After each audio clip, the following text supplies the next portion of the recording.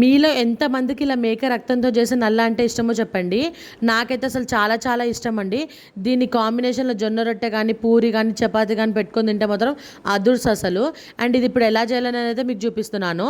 ముందుగా బ్లెడ్‌ని పిసుకొని అయితే పక్కన పెట్టేసుకోండి. ఇప్పుడు కొన్ని పచ్చిమిర్చి తీసుకొని అయితే చాపర్‌లో ఏసుకొని చాప్ చేసి పక్కన పెట్టుకోండి.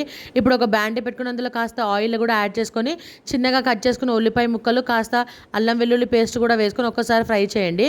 ఇప్పుడు ఆల్రెడీ మనం చాప్ చేసి పెట్టుకున్న పచ్చిమిర్చిని కూడా ఇందులో వేసేసుకోండి. ఇప్పుడు ఇందులోనే కాస్త ఉప్పు, కాస్త పసుపు కూడా వేసుకొని పచ్చి వాసన పోయే వరకు అయితే మొత్తం ఫ్రై చేసుకోండి.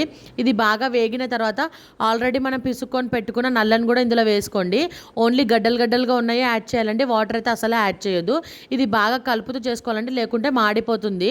ఇది బాగా వేగనివ్వండి.